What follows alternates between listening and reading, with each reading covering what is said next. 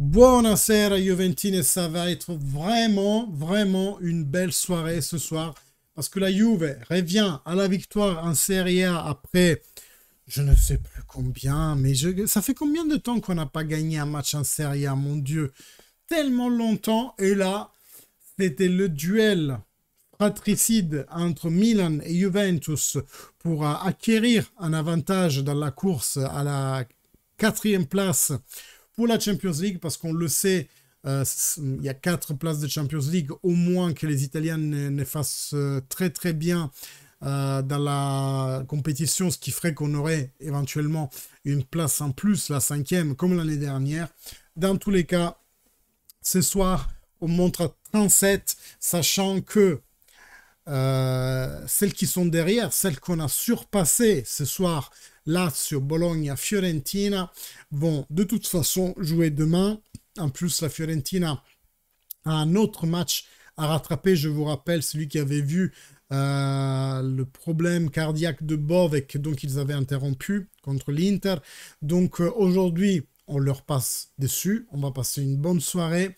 Mais demain, contre le Verona, la Lazio devra faire le sien pour nous rattraper. Et de toute façon, on va aussi rencontrer la Lazio en confrontation directe en ce retour, aussi contre le Bologna et aussi contre la Fiorentina. Dans ce cas-là, aujourd'hui, on met une pièce importante pour plusieurs raisons.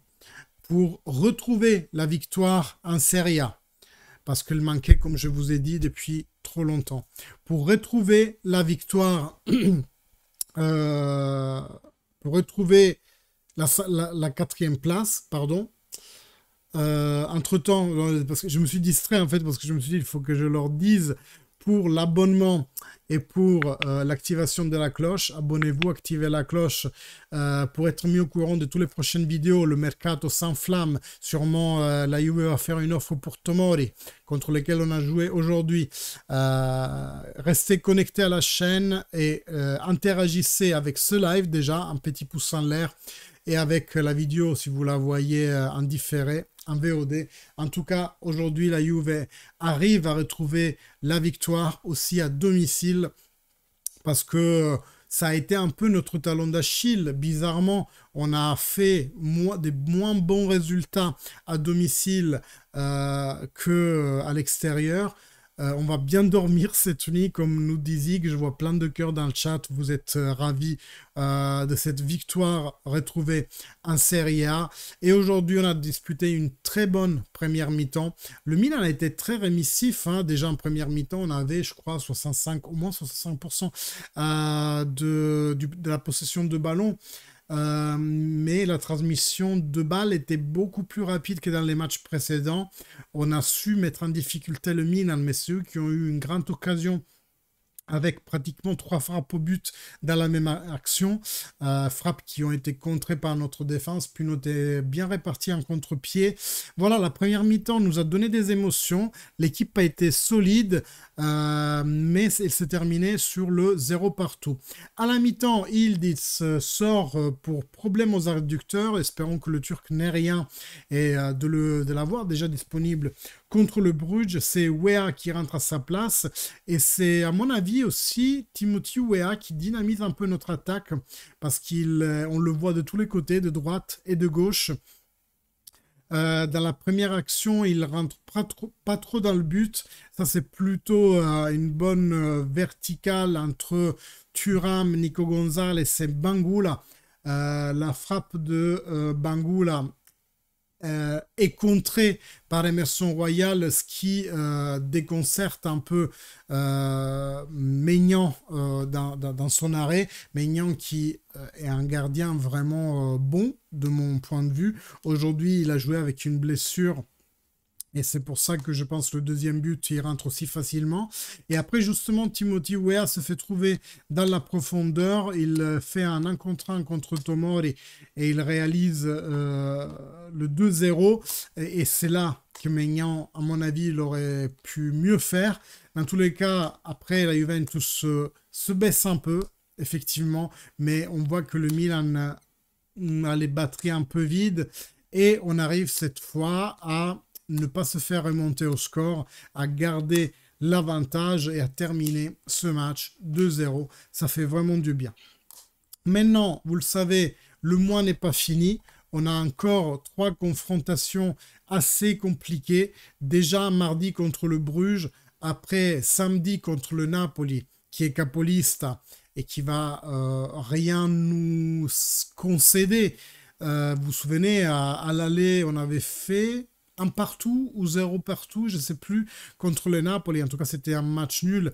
Et à ce moment-là, on avait vu vraiment que Conte se contentait du match nul. Maintenant, toutes les peurs étant mises de côté Napoli, puisqu'on n'est plus dans leur sillage, on est pratiquement aujourd'hui 10 points en arrière, mais s'ils gagnent demain, ça revient à 13. Donc on n'est plus une compétiteur pour eux. Donc ça sera à mon avis un match qu'ils vont vouloir à tout prix gagner pour garder leur avance sur l'Inter, qui a elle aussi un match à récupérer. Et après on aura le 6e match de Champions League contre le Benfica, ce qui va clôturer un mois de janvier qui a été, oui, le match, je pense, plus compliqué de la saison, le match qui allait le mois qui allait nous dire si oui ou non on restait dans la course pour la 4e place. Et surtout le match d'aujourd'hui nous a donné cette réponse, et la réponse est oui, parce qu'on est là, parce qu'on éloigne le Milan, qui est elle aussi une prétendante à cette 4e place. Milan qui elle aussi, je pense, elle a un match à récupérer contre le Bologne, je crois, non? Je me trompe? Bref, ils ont un match à récupérer, mais dans tous les cas, on les garde à une distance de 6 points, qui est une distance raisonnable. Même s'ils devaient gagner leur match à rattraper, ça ferait 3 points. Et puis voilà, après, on a encore le Bologna, là, ce Fiorentina a rencontré dans ce retour. Et ça va être ça, nos matchs de confrontation directe avec nos compétiteurs pour la 4e place. Le mercato va encore enthousiasmer nos 2 dernières semaines de janvier. C'est pour ça que je vous invite encore une fois à vous abonner si ce n'est pas fait et à activer la cloche pour être mieux au courant de toutes les prochaines vidéos. Kolo Muani va signer, c'est presque sûr. Juste le PSG avait oublié qu'ils n'avaient pas assez de slots pour prêter encore de joueurs. Notamment, il y a un joueur qui devrait soit rentrer à la base au PSG, soit être, comment dire, sont prêts à être transformés en une vente définitive, ce qui libérera un slot. Et normalement, lundi, Kolo Muani sera présenté et sera disponible. Non, ce sera pas disponible en Champions League, je dis des bêtises.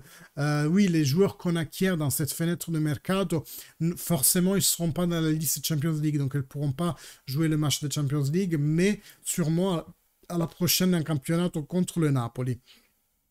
Pour le mercato aussi, Tomori, la Juventus maintenant pourra faire son offre au Milan pour Tomori.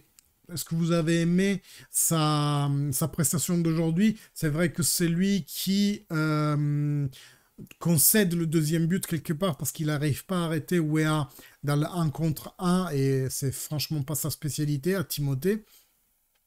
C'est lui aussi qui fait une grande erreur, qui concède une frappe pratiquement dans la petite surface à comme Mainers, mais bien entendu celui-ci frappe directement sur Maignan.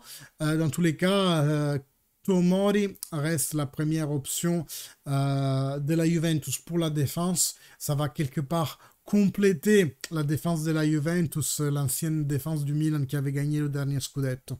Dans tous les cas, moi je vous remercie tous d'avoir suivi le live avec moi. Les 2 Jonathan, Alex, Amel, Emily, Zig qui est passé nous voir et qui, je le vois, est revenu en fin de live. Ganlo, je vise juste. Pierre-Louis, notre ami milanais qu'aujourd'hui va pleurer de chaudes larmes sur son oreiller. Loris, Joe Magori, Good Guys. Il y avait quelqu'un d'autre qui parle jamais. Attends, c'est qui là? Je l'avais... Julien Mascoli. Voilà, bon. Merci à vous tous d'avoir suivi le live avec moi. Like, commentaire, c'est vos interactions qui font grandir la chaîne. Abonnez-vous, mettez la cloche, c'est toujours pas fait. Nous, on se revoit sûrement mardi pour le live match de Bruges-Juventus, mais sûrement entre-temps avec des vidéos de mercato. Merci beaucoup, fino alla fine. Forza Juve. Ciao ragazzi, buon soirée.